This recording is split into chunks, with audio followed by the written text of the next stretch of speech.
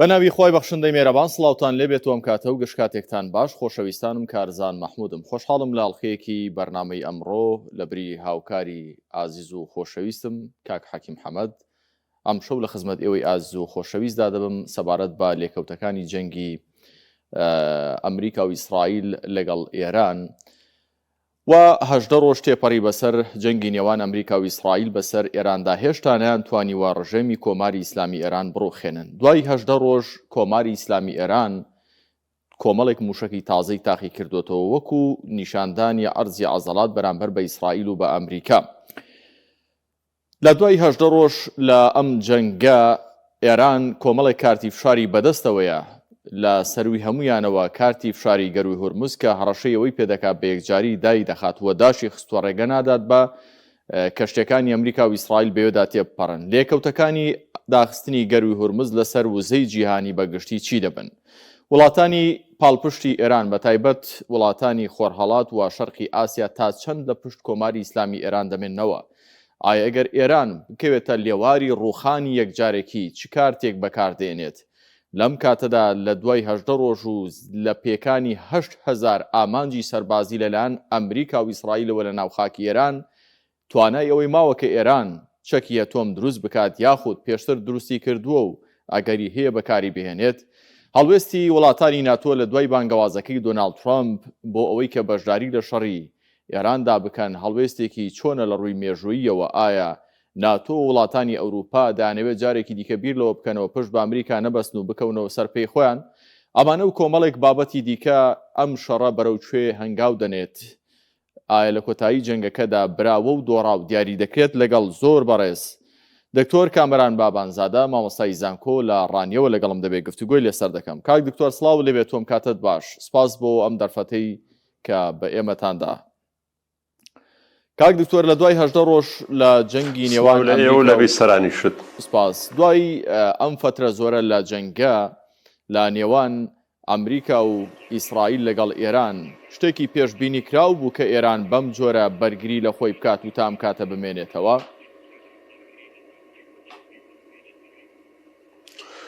بەڵێ بەناوی خۆی گەورە و هیرەبان بەتاکید ئەمڕۆ واتە سەوڕ دەکەم لە 17 ڕۆژ تێپەڕیەوە جەنگی نێوان ئەمریکا و ئێران و یان بابرن ئیسرائیل و ئەمریکا لەلایەک و هەروەها ئێران لەلایەکی ترەوە و ئەمە دووەمین جارەکە لە مانگی حوزەیرانی ساڵی ڕابردووشدا بۆ ماوەی 12 ڕۆژ جەنگ بەردەوام بوو. پێشبینیکردن بۆ ئەوەی کە ئێران بتوانێت خۆڕا بگرێ ئەمن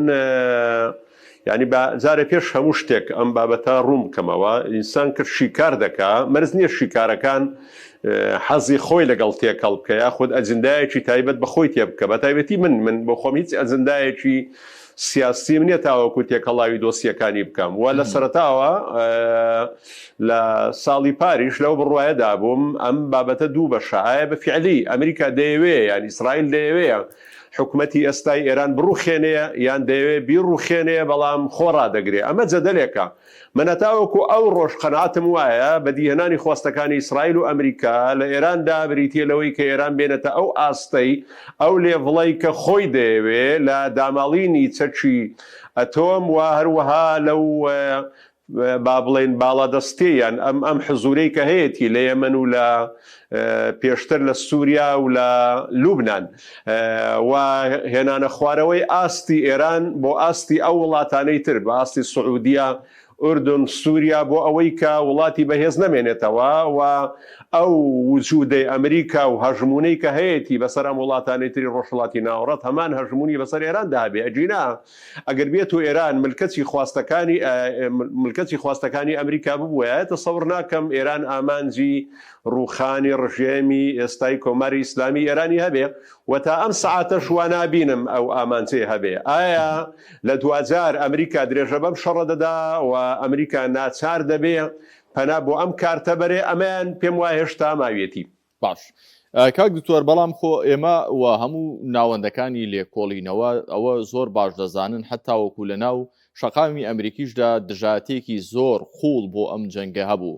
و خوێندنەوەکان هەمویان پیان وابوو کە ئەم جەنگە ڕوونادا لەبەرەوە ئەمریکا نایهەوێت کۆمەڵێک زیانی بەردەکەوێت. هەموو لاک دەزانێت کە بەلۆبی ئیسرائیل بوو کە ئەمریکا هاتە ناو ئەو جەنگە و تێوەگلاوە. بەڵام هەمومانیش دەزانین کە ئیسرائیل دەیهەوێت ئەم ڕژێمە بڕۆخێت. واتە لێرەدا تێکگیرانی استراتیژی ئەمریکا و ئیسرائیل تێک ناگیرێن لێرەدا کاک دکتۆر بە پێی خوێندنەوەکەی تۆ بێت؟ توزارە پێش هەموو شتێکگەنی ئەمریکا بۆ خۆشی ئەزندای هەیە لە ڕۆژهەڵاتی ناوەڕاستیە خۆ هەموو قەواعیدە عەسکەری و ئەمنی و ئابووری کە لە ڕۆژهەڵاتی ناوەڕاست هەیە لە کەندا و هەیەتی لە تورکیا لە عێراق لە سووریا هەیەتی خۆ ئەمانە هەر هەمووی بۆ پاسەوانێتی ئیسرائیلی نەهێناوە. ئەمریکا بۆ خۆشی ئەجندای هەیە لە ڕۆژهەڵاتی ناوەڕاست. ئەوە یەک دوو بەنسبەت کاردانەوەکانەوە کاردانەوەکان لەسەر دوو ئاستا ئاستێکیان بریتە لە ئاستی ناوخۆی ئەمریکا بەوەی تەکالیفی جەنگەوە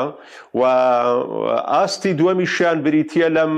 ئاستەی کە لە رووسیا و چین و وڵاتان کە نیگەرانن بە درەجێ چێشانی ئەم جەنگا و ئێستا وای لێهاتۆ وڵاتانی ئەوروپاش کە هەمویان پێکەوە لە هاوپەیمانەتێکدان بەنای هاوپەیمانەتی باکووری ئەتڵسی ناتۆ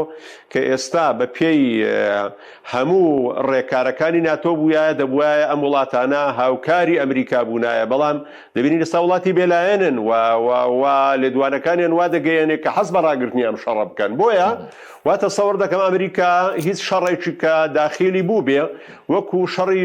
وەکو ئەم جارەی کەش لەگەڵ ئێرانە داخل بووە هێندە لە یار و نیگەرانی بۆ دروست نەبوو، یان هێندە بەرهەڵسکاری بۆ دروست نەبووە کە لە هەوڵی ئەوەدا بنیان خواستیانەوە بێ کە ئەم شەڕە درێژە نەکێشێ و لە سەرەتاوە ئەم شەڕە هەڕوو نەدا. باش کاک دکتۆر باسی ناتۆت کرد. ناتۆ بۆ وەڵامی ئەرێنی ئەمریکای نەدایەوە. وڵاتانی ئەوروپا دانەوێ بکەونەوە سەر پەیخوان چی دیکە پشت بە ئەمریکا نەبەستن یاخود دوای ئەم جەنگە ئەمریکا پشت لە ناتۆ دەکات؟ خۆی ئەگەر ئێمە بگەڕێنەوە بۆ ئەمریکا وا تەسەوڕ دەکەم وڵاتانی ئەوروپا هەمان سیناریوێ بەکاردەهێنن کە ئەمریکا لە شەڕی یەکەمی جیهانی و دووەمی جیهانی لەگەڵی بەکارهێنان بۆی کە وڵاتانی ئەوروپا لەگەڵ بەرەی میحوەرە کەوتنە شەڕێکەوە وڵاتەکانیان تووشی کاولکاری و زیان بوو. بەڵام ئەمریکا نەهاتە ناو شەڕەکەوە بە پێچەوانەوە، یعنی لە کۆتایی شەڕەکەی کە هات وەکو وڵاتێکی زیان لێکن نەکەوتوو هات و لە ڕووی ئابووری و سەربازیەوە خەسارەتی نەدابوو و ئەم دوو جەنگە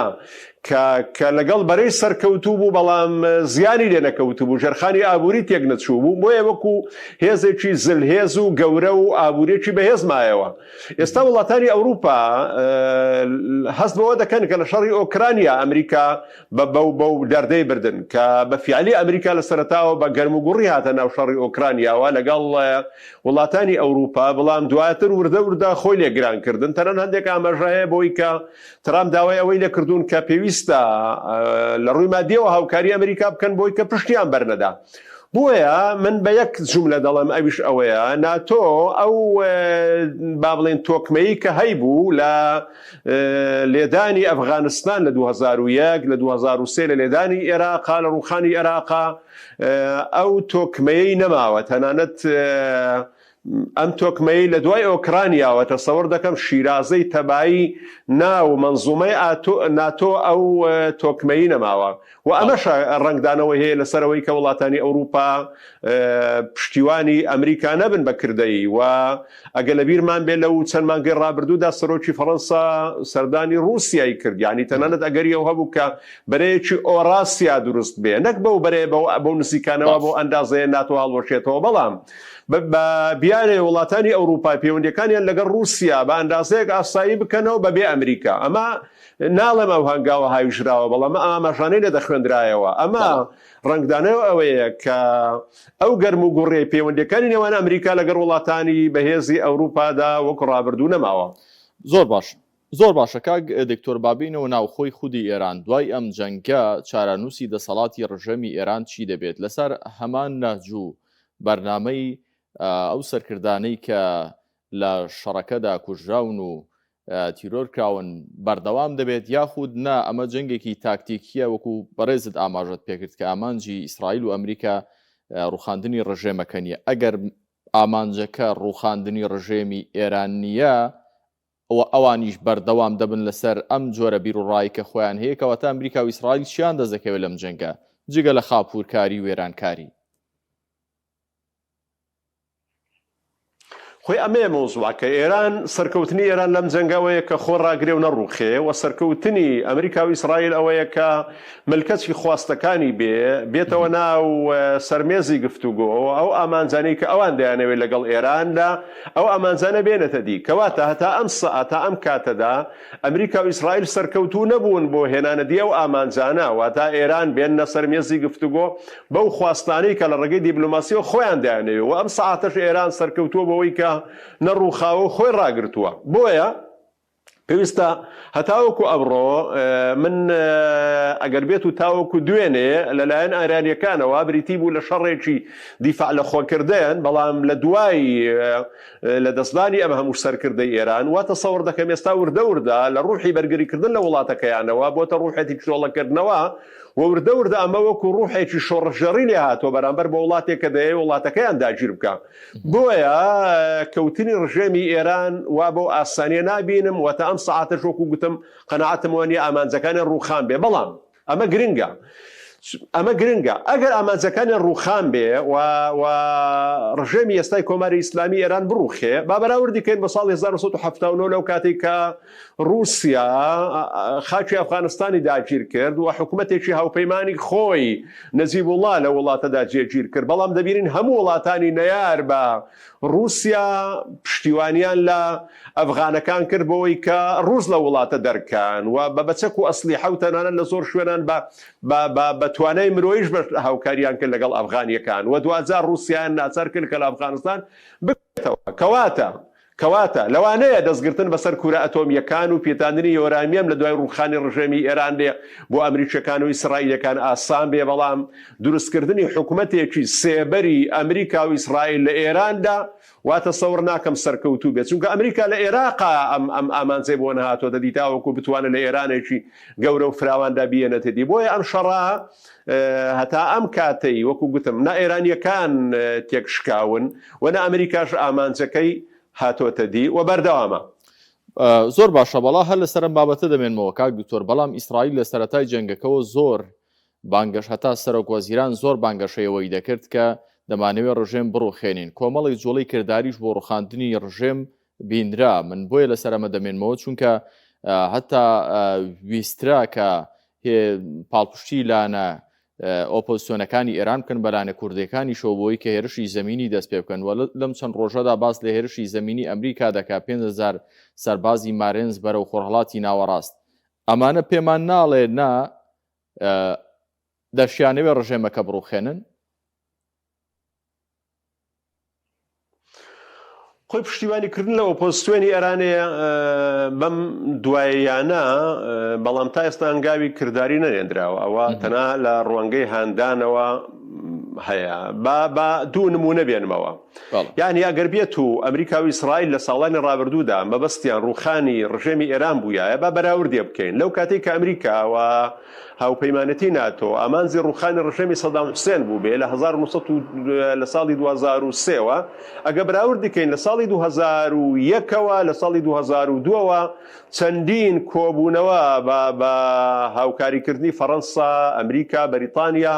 لە ئەوروپا لە بەیروت لە ئەنجام درا لە مەسیف سەلاحەدین ئەنجام درا بۆ ئەوەی کە هێزە عێراقیەکان بە پێکاتە جیاوازەکانیەوە جوودەکانیان یەخەن بۆ ئەوەی ئەگەر ئەمریکا نیازی ڕووخانی ڕژێمی سەدام حوسێنی هەیە و چۆن بتوانن پشتیوانی هێزەکان بکەن جوودەکانیان یەخەن بەڵام ئێمە دەبینین لە مێژە خۆ لە بیداتی شەڕی غەزەوە ئەم چێبەرچێ لە بینی ئیسرائیل و ئەمە ڕەشانە لە بینی ئیسرائیل و ئێرانە لە بینی ئەمریکا و ئێراندا هەیە بەڵام حاڵی ئۆپۆزیسیۆنی ئێرانی دەبینین خۆ ئێستا هەموو ئەمانەی کە بە تایبەتی ئۆپۆزیسیۆنی کوردی کە کاتێک کە ئاوارە دەبێ بۆ کوردستانی باشوور زۆر بە ئاسانی قامە لە وڵاتانی ئەوروپا وەردەگرێ ئەمە نیشانەی ئەوەیە کە هەتا ئەم هەتاوەکو بیدایەتی ئەم شەڕش ئەمریکا پشتیوانی ئۆپۆزیسیۆنی کوردی و غەیری کوردی نەبوو ئۆپۆزیسیۆنی ئێرانی هەموو ئاماژەیەک بۆ ڕووخانی ڕژێم ئەوەیە کە ئەو وڵاتانی کە نەیاری ئەو وڵاتەن دەبێ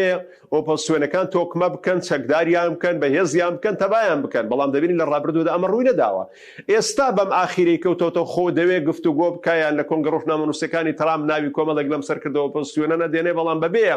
هەنگامنان و جوودێکی گەورە خۆ تا ئێستا ئەم هێزانە بۆ خۆیان لە بینی خۆیان زۆرێک لە تەبایان دروست کردو بەتایبەتی هێزە کوردیەکان بەڵام ئەمریکا بانگەشەی هیچ لە هێزە ئۆپۆزیسیۆنەکانی نەکردووە بۆ ئەوەی کە بڵێ وەرن لە بینی خۆتاندا ڕێک بن ئەمن دەتوانم هاوکارتان بم خاڵێککە لەوێتە کە زۆر گرنگەویش هەرێمی کوردستانە بۆ خۆمان دەزانین هەرێمی کوردستان لەژێر هەیمەنە و هەژمونی ئەمریکادایە هەتاوەکو ئەم سەعاتەش ئەو فشارە نەخراوەتە سەر حکوومەتی هەرێم و یەکێتی و پارتی بۆ ئەوەی کە دەبێ ئێوە ئەو دەرفەتە بڕەخسێنن و ڕێگر نەبن لەوەی کە خاچی کوردستانی عێراق بەکار بهێندرێ دژی ئێرانێ من واتە سەور ناکەم ئەمە تەنها هەرێمی کوردستان خۆی بێکە ئەو ڕێگریە بکە کە خاچی هەرێمی کوردستان بەکار نەهێندرێ لە ڕابردووی ئێستاشەوە هاوپەیمانەکان و ئەمریکا لەو ڕوانگەیەوە لەگەڵیان هاوڕابوون واتە لەو ڕوانگانەوە هیچ هەنگاوێکی کردەیی نەنێردراوە ئەتاوەکو ئێمە پێمان وابێکە ڕژێمی ئێران دەڕوخێ ڕژێمی ئێران کە دەڕوخێ بەتەکید وڵاتێکی گەورەیە فەوزایەک دروست دەبێ واتە سەور ناکەم ئەمریکا بەوە نەساحەت بێنێ کە حکوومەتەکە بڕوخێنێ دکتۆر کامەران بە سوود وەرگرتن لە مێژوو بەو پێبەڕێستان دکتۆراتان لە بابەتی مێژوو هەیە ڕابردووتان پشکنیوە ئەو مووقیفانەی کە کورد هەڵوێستی وەرگرتووە و بەخراپ بەسەری داشکاوەتەوە یاخود بە چاک بەسەری داشکاوەتەوە کورد لە ڕۆژهەڵاتی کوردستان لەم دۆخەدا چی بکات باشە؟ بڵێ تۆ گەر تێبینیت کردێ لە ساڵی 1990 کاتێککە ڕاپەڕین کرا با بڵێن خۆ ڕاپەڕین تاوەکو ئازادکردنی شاری کەرکووکیش ڕۆیشت و هەموو شارە کوردیەکان ڕۆیشت بەڵام ئەگە تێبینیمان کرد بێ هەر لە سەرەتای ئەو مانگەیەوە قەزم لە کۆتایی مانگی شوباتەوە ئەمریکا کە بە ڕێکەوتنی سەفوان ناسراوە کە لەژێر چەترەکەی سەفوان ئەمریکیەکان لەگەڵ حکوومەتی عێراقیە کۆبوونەوە و ئەم پەیامیان پێگەیاند کە ئێمە نیازی ڕووخانی ڕژێمەکەی ئێوەمان نییە دەبینین جارێککە سوپای عێراق پەلەماری کەرکووکی داوە ئەو بوو کە کۆڕە و دروست بوو ئەو دەستکەوتەی کە لە هەرێمی کوردستان دروست بوو بۆ ناوسێ دژەفڕین و قەراری 1950 هەموو ئەم 68 هەموو ئەم دەستکەوتانە دەستکەوتی ئەو کۆڕەوە بوو کە با بڵێن کارەساتی مرۆیی لێ دەکەوتەوە فشارێک دروست بوو ئەوەی کە ئەم ناوسێ دژەفڕین دروست بوو دواتر ئەمە سوودی لێوەرگیرا بۆ دروستکردنی پەرلەمان و حکوومەتی هەرێمی کوردستان ئێمە دەبێ ئاگاداری ئەوەی بین هەتا ئەم کاتەشدا ئەو ئاماژە نەدراوە بە هێزە کوردیەکان کە ئێمە نیازی ڕووخانی ڕژەمی ئێرانێمان هەیە بۆیە لەم کاتەدا هێزە کوردیەکان با بڵێن هەر جوڵەیە بکەن بەبێ ئەوەی کە زەمانەتێکیان دەستکەوێت لە ئەمریکیەکان و لە هێزی هاوپەیمانیەکان بۆ ئایندەی ئێران واتە سەوڕ دەکەم لەوانەیە کارەساتی لێ بکەوێتەوە وەزیانێکی لێ بکەوێتەوە بە ئاسانی لی دەرباز نەبن لەگەڵ ئەوەدا ئەمە شیکاریە نەخواستە جینەوەڵە خواستی هەمومان ئەوەیە کە کورد بتوانێت ئەم دەرفەتە بقۆزێتەوە بۆ ئەوەی کە لە ئێرانێ بگا بە هەنگاوێکی باشتر لە بەدیهێنانی مافەکان بەڵام تەسەوڕ دەکەم حالەتێکی زۆر ناسکە بەبێ زەمانەتێکی نێودەوڵەتی لەبەرچی ئەمە خاڵێکی زۆر گرنگە ئێران ئێستا لە دوای لە دەستنانی ئەم سەرکردانەی وەکو شێرێکی بریندار وایە ینی دائیمەن ئەگەر وڵاتێک بریندار بوو هێزێک بریندار بوو واتە سەوڕ دەکەم دەبێتە هێزێکی زۆر بێبەزەیی بەرامبەر بەمانەی کە لە ئاستی ناو خۆدا نەیار دەبن لەبەرەوەی هەموو نەیارێک هەموو ئۆپۆزیسیۆنێک لە ئاستی ناو خۆدا لە شەقامی ئێرانی و هێزی سەربازی وسوپای پاسدارانی بۆ ئاڕاستەیە بۆ دجولێندرێک کە ئەمانە کرێگرتەی وڵاتانی بیانین واتە سەوڕ دەکەم بە ئاقارێکی زۆر بێبەزەیانە دەتێ بپەڕێ بۆیە بارودۆخەکە بە نسبەت کورد و ئۆپۆزیسیۆنی کوردی لە کوردستانی ئێرانیشدا قۆناغێکی زۆر هەستیارە لەبەرەوەی تاکو ئێستا هەرێمی کوردستان خۆی یەکلانە کردەوە تۆ تا ئێستا ئەوەی ئەو لێدوانەی داوە کە ئێمە ناتوانین سنوورەکانمان کراوە بن بۆ معارزەی ئێرانی بڕوازیان بە ئێران بگەینێت تا ئێستا ئەمریکیەکان هەڵوێستی ڕۆنیان نیە تاکو ئێستا تورکیا دژی ئەوەیە کە کە سنووری هەرێمی کوردستان بەکار بهێندرێ یان لێرەوە بتواندرێ زیان بە ئێران بگەیەندرێ. وڵاتانی عەرەبی دەوروبەر لەو ڕوانگەیەوە هیچ موقیفێکی ڕوونیانێ کە لە کاتێکدا خەریکە وردە ئەوانش بن بشێک لە جەنگکەی لەبەرەوەی وڵاتەکەیان بەوەی قەواعیدی ئەمریکیەوە بەردومان دەکرێت. بۆیە هێزە کوردیەکان ئێستا بە پشتیوانی کام هێز بە زەمانەتی کام هێز بڕوان ئەم ناوچانە ئازاد بکەنەوە. بۆیە من پێم وایە ئەوانش لە بەردەم بەرپرسیارەتێکی زۆر گەورەدان و هەر بڕیارێک بیدەن پێم وایە زۆر هەستیارە لەم قۆناغەدا. زۆر باشە دکتۆر کامەران، لە کاردانەوەی ئەوەی کە ئێران گەروی هورموزی داخستووە ئەمریکای خستووەتە مووقیفێکی ئەحراجکەرەوە. بەڕاستی ئەمڕۆ ئەمریکا وێزگەیەکی غازی ئێرانی بردومان کرد، ژێرخانی وزەی ئێرانیش هەڕەشەی لە قەتەر و ئیمارات و سعودیە کرد کە وێزگەکانی ژێرخانی وزان دەکاتە ئامانج. ئەوەی تاوەکو ئێستا هەیە پێشبینی دەکرێت جەنگەکە بەرەو هەڵکشانێکی گەورەتر و گرژی گەورەتر لەوەی هەیە بچێت، ئەگەر بێت و لە ڕێگەی شەڕی کلاسیکیەوە لە ڕێگەی بۆمب و موشەکەوە جەنگەکەیەک لانەبووە. ئەمریکا و ئیسرائیل ئەگەری هەیە پەنا بۆ چەکی قەدەغەکراو ببن؟ خۆی دەبێ ئاگاداری ئەوەی بینیە مەسەرەن ئێران نەموشەکەکانی دەگاتە ئەمریکا و نەفڕۆکانیشی دەگاتە ئەمریکا کە زیان بە ئەمریکا بگەێنێ لەناو خۆی ویلایەتە یەکگرتووەکانی ئەمریکای. ئەوە وڵاتێکی دوورە و کشوەرێکی دوورە و دەستی نایگاتێ. کەواتە کاردانەوەکانی ئێران بەرامبەر بە ئەمریکا تەنها لە ڕێگای ئەم قەواعیدە عەسکەریانەوەیە کە لە وڵاتانی دەوروبەر هەیە و ئەمریکاش ئەگەر ئەم بنکە سەربازیانە لەم وڵاتانە بەکارنێهێنرێ پڕۆکەخانەی وڵاتەکانی هاوپەیمانەکانی لە دەوروبەر بەکارنێنێ بەتەکید ناتوانێت لە ئەمریکاوە بەم ڕێیە دوورە بتوانێت ئێران بردووان بکە. بۆیە باردۆخەکە بەنسبەت ئێرانەوە بۆی کە هەموو ئەو وڵاتانەی کە قاعیدەی سەربازی ئێرانی لێ ئەمریکی لێیە و بەرژەوەندەکانی ئەمریکای لێیە ئەمانەی کردو بە ئامانج وە لە ناویشیاندا لێدانی بەرژەوەندی ئابوووریەکانی ئەمریکا لە کەندا و هەڕەشەکردن بە داخستنی گەروی هورمز. جارەکەی تر ئەمە ئێستانیە لە حوزەیرانی پار ئەو هەڕەشەی کردووە، ینی لێدوانی بەرپرسانی ئێران بەرامبەر بە ئەمریکا و هەڕەشەکردنی داخستنی دەرگای هورمز. من پێم وایە ئەمە حالەتێکی تازە نییە، بەڵام ئێستا کە لە هەندێک حالت داخستوێتێ ناو بە پراکتیزەی کردووە یان بە شێوەیە چتر بڵێن ئەو کەشتیانەی کە لە بەرژەوەندی ئەمریکا بە دیوەک لە دیوەکان دەیەوێت لەو ڕێگەیەوە هاتوچۆی ئەو کەشتیانە قەدەقە بکە کە با بڵێن لە بەرژەوەندی ئەمریکا دێنەوە دەگوازنەوە بازرگانی دەکەن. ئەمە حالەتێکی چاوەڕوان کراوە چونکە کاردانەوەکانی ئەمریکا بۆ ئاڕاستەیەدا دەڕوە و لە بەرامبەریشدا ئەمریکاش لەو شوێنانە دەدا کە لە وڵاتانی دەوروبەر خۆستا کە لە حەشت دەدا لە عێراقا لەبەرەوەی حەشت وەکو پشتیوانی ئێران دەیەوێت کار بکە. ئێستا وای لێ هاتووە شەڕی ئەمریکا و ئێران بە ئەندازەیەک فراوان بۆ وڵاتانی دەوروبەر و بۆ هەریەک لە کوردستان و لە عێراق و لە وڵاتانی کەندا و هەروەها وردە لە ئاسی دەریاییەوە فراوان بۆ کەنداوی عەرەبی بۆ دەریای هورمز. ئایا پرسیارەکەی جەناب لەوەدایە ئەم جەنگە فراوانتر دەبێیاننا؟ بەتەکید من وا تەسەوڕ دەکەم کاردانەوەکانی ئێران ئەگەر فراوانتر نەبێ پاشەکشە ناکە، ینی ئەگەر فراوانتر نەبێ بۆ لێدانی بەرژەوەندەکانی ئەمریکا لە ناوچەکەدا و بە لێدانی ئیسرائیل ئەگەر زیاتری نەکە پاشەکشە ناکە. ئەوە لەلایەک لایەکش لەوەدایە وا تەسەوڕ ناکەم وڵاتانی ئەوروپا بەم کۆتاییەتە بێنە ناو جەنگەکەوە. بەڵام لەگەڵ درێژە کێشانی جەنگەکەی بە ڕێگەی تەکنۆلۆژیا بەیان بە ڕێگەی هەر شتێک کە بێ هەم فشار لەسەر ئەمریکا دروست دەبێت بۆ ئەم شەڕە ڕابگرێت و هەم هاوسۆزی ئێران لەلایەن نەیارەکانی ئەمریکایەوە زیاتر دەبێت بۆ ئەوەی کە بەلایەنی کەمەوە لە ڕێگای تەکنۆلۆژیاوە بە دیوەک لە دیوەکان هەوڵی ئەوە بدەن ئەگەر بە گەرمیش نێنە ناو شەڕەکەەوە، بەڵام لە هەوڵی ئەوەدا بن کە پشتیوانی لە ئێرانێ بکەن بۆی کە ئێران نەڕوخێ، نەک لە بەرەوەی ئێران نەڕوخێ، لە بەرەوەی ڕوخانی ئێران دەست بە سەراگرتنی کۆی وزەی ڕۆژهەڵاتی ناوەڕاستە و هەژمونی گەورەی ئەمریکیەکانە کە نەک چین و رووسیا لەوانەیە پێشبینی ئەوە دەکرێت ئەوروپیەکانش لەی مەحروم بن، واتە ئەمریکا بە تەنیا و بەرژەوەندەکانی خۆی ئەم شەڕە دەکات. بۆیە نەیارەکانیش لەو ڕوانگەیەوە بە شێوێک لە شێوەکان تەسەوڕ دەکەن بۆ پشتیوانی ئێران بێنە سەرخەت. ئەم جەنگە ئەگەری فراوانبوونی هەیە، ئەگەری فراوانبوون بۆ ئەندازەیە ناکان دەکەس پێیان وایە شەڕی سێمی جیهانی دروست دەبێت. دەبێت ئەگەداری ئەوە بین شەڕی سێمی جیهانی بەو ناوەوە کە هەموو وڵاتانی گەورە دەبن بە دوو بەرە و بە چەکی قورس لێک دەدەن و چەکی گەورە بەکاردێنن تەسەوڕ دەکەم ئەمە زۆر ئەستەم بێ. بەڵام ئەوەی کە پێی دەوترێت جەنگی بە وەکالەت بەوەی کە ئێران شەڕ دەکا بەرامبەر بە ئەمریکا و ئیسرائیل و وڵاتەکانی نەیاری بتوانن لە ڕێگەی تەکنۆلۆژیاوە هاوکاری ئێرانێ بکەن تەسەوڕ دەکەم ئەوە حالەتێکی واریدا و ئاماژەکانیش پێمان دەڵێن کە ئەمە وجودی هەیە. باش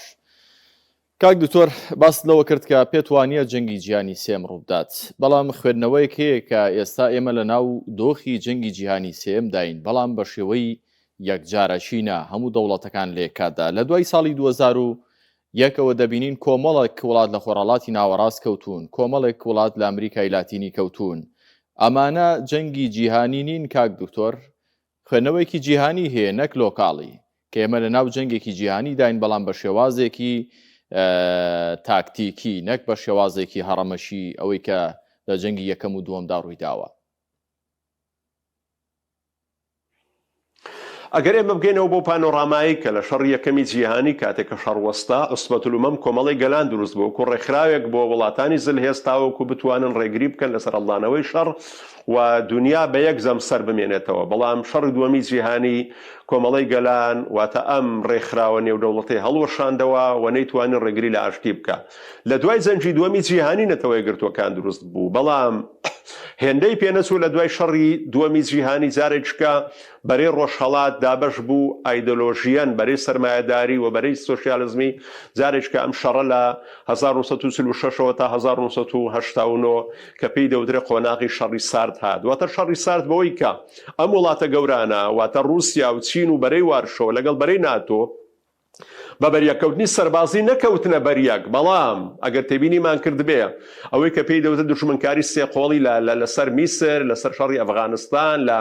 1975 لە عێراق و ڕێکەوتنامەی دەزایر لە هەموو ئەمانەدا دەبینین وڵاتانی تریان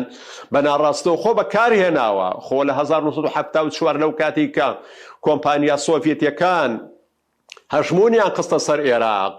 بەتاکید ئەوە ئەمریکا بوو پشتیوانی لە عێراق پشتیوانی لە تۆڕشی کوردی کرد بۆ ئەوەی کە پێگەی سۆڤێت لە عێراقدا دەرچوێنەیە. ئەمە لە 79 کاتێکە سۆڤێت ئەفغانستانی داگیر کرد ئەوە ئاماژەی ئەمریکا بوو کە سعودیە وڵاتانی کەنداوی هەندا پشتیوانی لە موزاییدا ئەفغانەکان بکەن. یعنی بە دیوەک لە دیوەکان پێی دەوترێ شەڕێک، بەڵام ڕاستەوخۆ بۆ خۆیان نانە ناو جەنگەکەیەوە، هاتنە ناو خۆی جەنگەکەی ڕاستە و خۆی ئەوان من بە ئەستەم دەبینم. بەڵام لە مێژە ئەوەی کە ئێمە ناومان لێناوە فراوانبوونی شەڕە بینی دوو بەرە ڕاستە لە 79 حلفی وارشۆ هەڵوەشایەوە و شەڕی سار کۆتایی پێهات، بەڵام چین و رووسیا لە ناو مەنزومەی نەتەوەی گرتووەکان ئەگە تێبینیمان کردبێ بەردەوامی لە لەدانی ئەفغانستان لە لەدانی عێراق دەبینین هاوپەیمانی یان هاوکاری هاوڕای ناتۆ وڵاتانی وەکو فەڕەنسا و بەریتانیا و ئەمریکا نەبوون، ینی وەکو دوو هێزی معارەزە ماونەتەوە لە ناونەتەوەی گرتووەکاندا و ئەم معارەزەیەش بەردەوامە. مەبەستی من لێرەدا لەوەدایە ئەگەر بەستمان ئەوە بێ وەکو چۆن بەرەی میحوەر و هاوپەیمان بۆ خۆیان کەوتنە شەڕەوە ڕاستەوە خۆ چەکی قورسیان بەکارهێنا بۆ خۆمان دەبینین با بڵێن نەوەوی بەکار هات لە یابان ئەمریکا بەکاری هێنا. ئەگەر پێمان وابێ ئەم جەنگە دروست دەبێ من وا تەسەوڕ دەکەم ئەم جەنگە وا بە ئاسانی دروست نابێت چونکە جەنگێکی زۆر خەتەرناک دەبێ. بۆ چونکە لە بەرەوەی لەو ماوەیەدا پەرسەندری تەکنۆلۆژیای شەڕ زۆر گەشەی کردووە، لەوانەیە گۆی زەوی جارێککە بە تەواوی بگەڕێتەوە بۆ سەدەیەک بۆ دوا بەهۆی بەکارهێنانێتەکی مەترسیدارەوە. بەڵام بۆ ئەوەی کە پێی دەوترە شەڕی بە وەکالەت بتوانن تەوزیفی ئەم ناکۆچیانە بکەن، تەوزیفی ئەم سیڕاعانە بکەن لە دژایەتی یەکتر، ئەوە تەسەوڕ دەکەم بەردەوام دەبێت لە ئەمریکای لاتین بەردەوام دەبێت، لە ڕۆژهەڵاتی ناوەڕاست بەردەوام دەبێت، لە ئۆکرانیا بەردەوام دەبێت، لە زۆر شوێنی تریش بەردەوام دەبێت. خۆ ئێستا بۆ نمونە ئەوەی کە ئێستا لە بینی ئەفغانستان و لە نێوان ئەم شەڕی لە بینی پاکستان و ئەفغانستان هەیە و پێدوانی ئەمەش بەشێکە لەم ململانی نێودەوڵەتی کە هەیە کە پێی دەوترە شەڕی بە وەکالەت. بەڵێ کاک دکتۆر گەرچی وەزیری دەرەوەی ئێران باس لەوە دەکات کە یۆرانیۆمی پیتێنراوی ئێران لە ژێر دار و پەردووی ڕووخاوی بۆردومانەکانی ئەمریکا و ئیسرائیلدایە، بەڵام لە قۆڵێکی دیکەوە سەرکردە سەربازەکانی ئێران زۆر جار هەڕەشە دەکەن، دەڵێن سوپرایزمان دەبێت. ئێران لەم دۆخەدا دوای جەنگی 12 ڕۆژە و ئێستاش لە ناو جەنگی دووەمدا لەگەڵ ئەمریکا و ئیسرائیل توانای بەرەمهێنانی چەکیەتۆمی ماوە بۆ بەرگریکردن لە خۆی، یاخود ئەم بیانوەی کە ئەمریکا و ئیسرائیل پێیان بوو بۆ هێرشکردنە سەر ئێران بیانوێکی واقعی بوو؟ ئێران خاوەنی چەکی ئەتۆمە ئێستا؟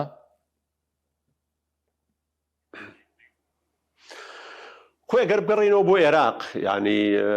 لە بیرمانە لە دوای 1996 و 97ەوە بە بەردەوامی نەتۆیەگرتوەکان نێردەیان دەنارد ئەمریکا نێردەیان دەنارد بەوەی کە عێراق چەکی کۆمەڵکوژ و چەکی مەترسیداری هەیە و خەریکی دروستکردنی چەکی ئەتۆمە بەڵام لە دوای ئەوە ئەگەر تەبینی مامکە کە حکومەتی عێراق ڕووخا و هەموو کون و قوشبنێکی عێراق کەوتە دەستی ئەمریکیەکانەوە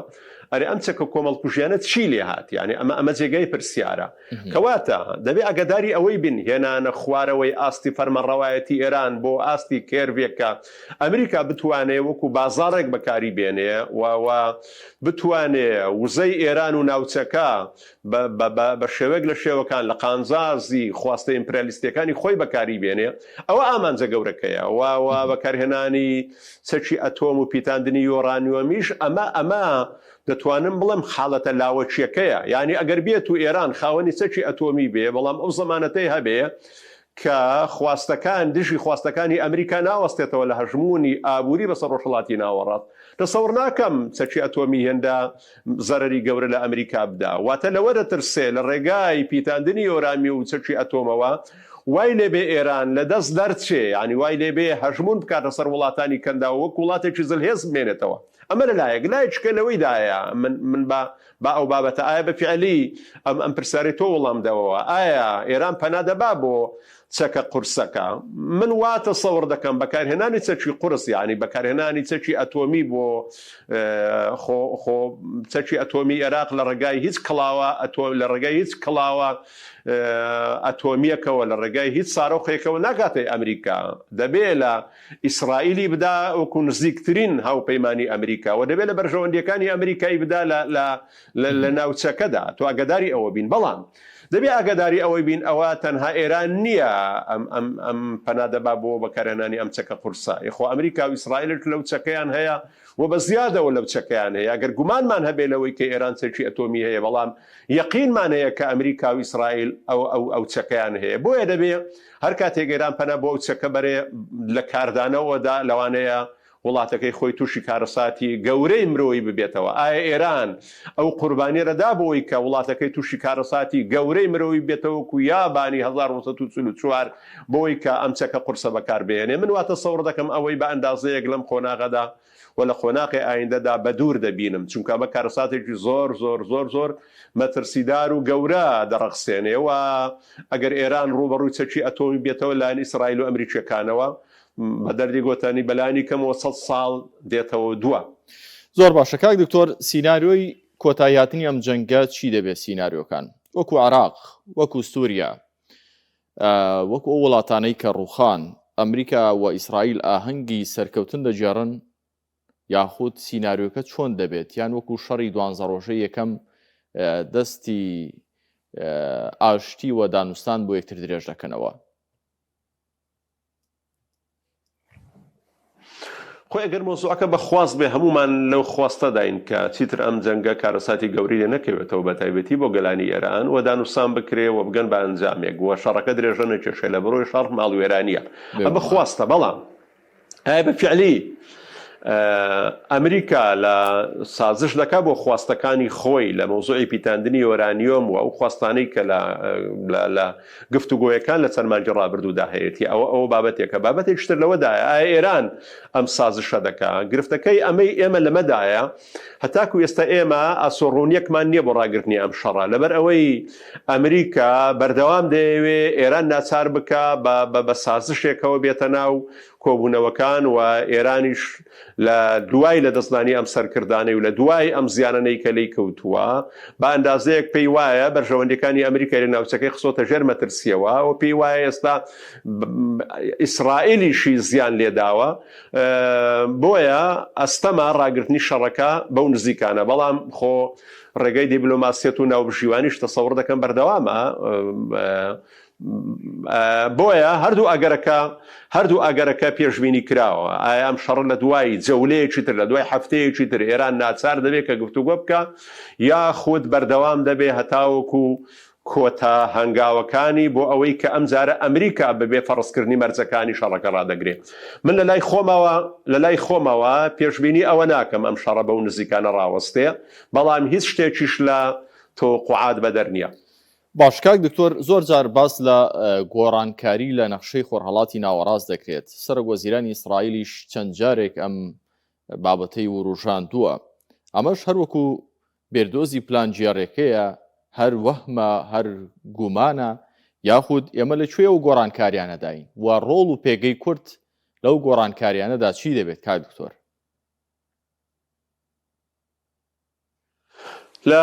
دەمی ڕووخانی ڕژەمی سەدام حوسێن لە ساڵی 2000 کۆتایی 2002 وەزیری دەرەوەی ئەمریکا ئەو کاتێک کۆڵن پاوەڵ ئەو بابەتانەی زۆر دەوروژان لە لێدوانەکانی بۆەوەی کە نەخشەی ڕۆژهەڵاتی ناوەڕاست و یعنی ئەم بابەتە لە ناوەندە ئەمریکیەکان زۆر باس لێوە دەکرا و ئەو کاتەی هەندێک ئاماژە هاتەکایەوە بۆ ئەوەی کە ئەمریکا دەیەوێت ڕۆژهەڵاتی ناوەڕات جارێککە دابڕێژێتەوە و لە ئەو کاتەی هاوپەیمانەتی لەگەڵ وڵاتانی ئەوروپا بەهێزتر بوو و من ئەو کاتەی دەتوانم بڵێم ئومێدێکم لەسەر ئەم گۆڕانکاری هەڵچنی بوو لەبەرچی لەبەرەوەی هەندێک ئاماژەم دەستکەوتبوو لە ڕێگەی سێرچەوە بەوەی کە ئەوروپا و ئەمریکا گەشتونەتە ئەو قەناعەتەی کە دەوڵەتی فرەنەتەوە فرەمەسحاب دەوڵەتێکە کە ئەمن و ئاسایش دابین ناکە. یعنی تۆ دەبینی لوبنان کە کۆمەڵێک پێکاتی تێدایە، بەڵام ئەم وڵاتە بەهێزە لە ڕووی ئابووری و ئەم وڵاتە خۆشەکە قەدیم خەڵک نەخۆش کەوتە دەیانبرد بە لوبنان، بەڵام لەبەرەوەی جیاوازی ئەتنی و مەسحەبی وڵاتەکەی بەرەو وێنانە برد. ئەمە لە سوودان و لە سووریا و لە عێراق و وەتە هۆکاری ناتەبایی و نەبوونی ئەمن و ئاسایش بریتە لەوەی ئەو وڵاتانی کە پێکاتی جیاوازیان تێدایە. خۆتای ئەمریکا لە ڕۆژهەڵاتی ناوەڕاست ئەوەیە جارێکی تر هەموو ئەو وڵاتانەی ئەم نەتەوانەی کە مەسحەبی هاوبەشیان هەیە، نەتەوەی هاوبەشیان هەیە، جارێککە لەسەر ئەو ئەساسە دەوڵەت دابڕێژرێتەوە. لەوانەیە ئەوە مودەیەک ئەمریش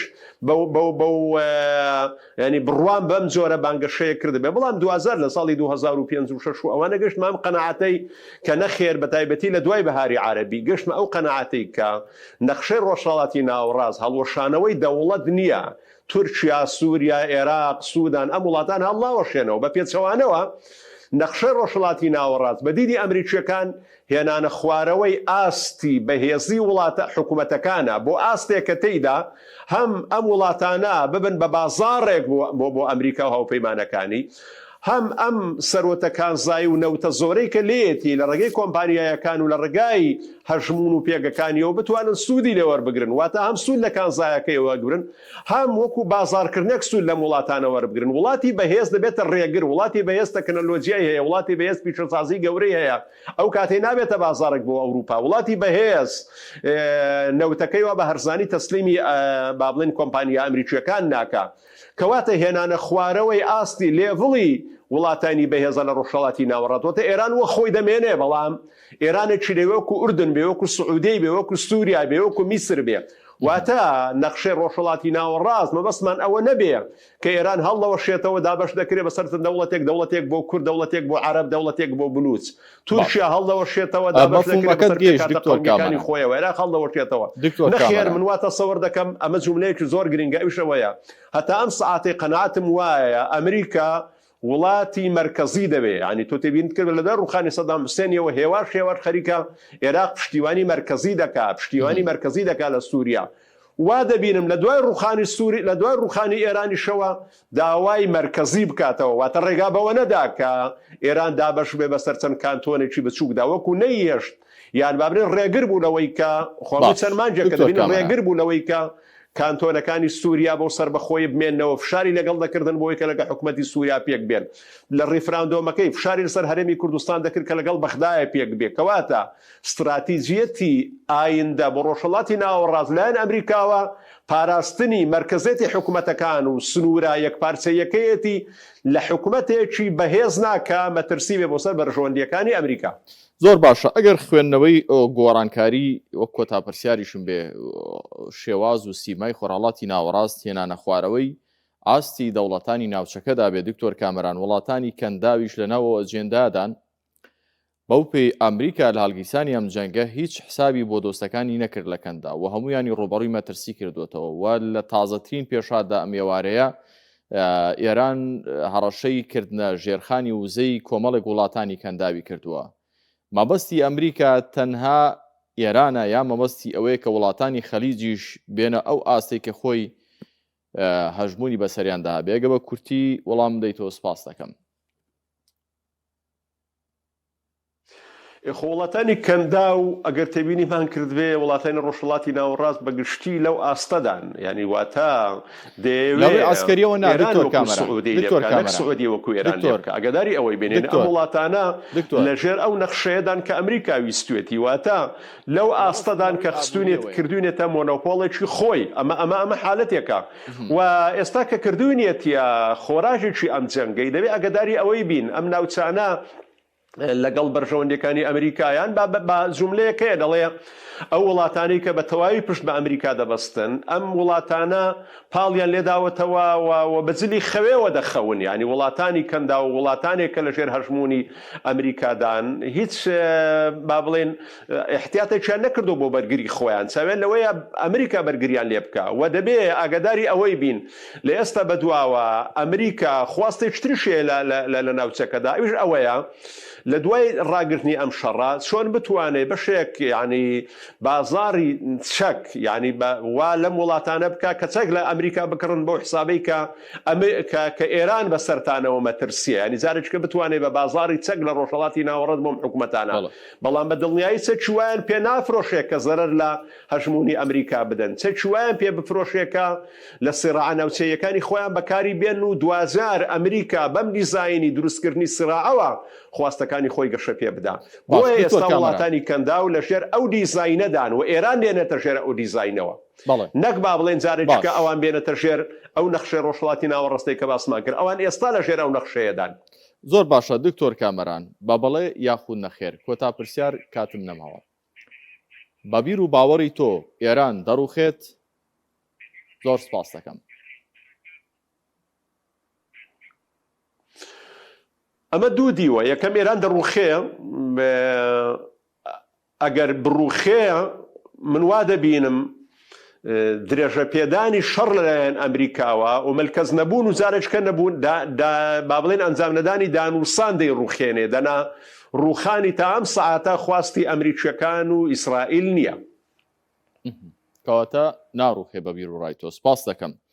دکتۆر کامەران بابانزادە مامۆسای زانکۆ ڕاستەوخۆ لە ڕانیەوە لەگەڵم بووی سپاس بۆ شیکاری و سەرنج و خوێندنەوەکانی بەڕێستان سەبارەت بە ئەم دۆخەی کە لە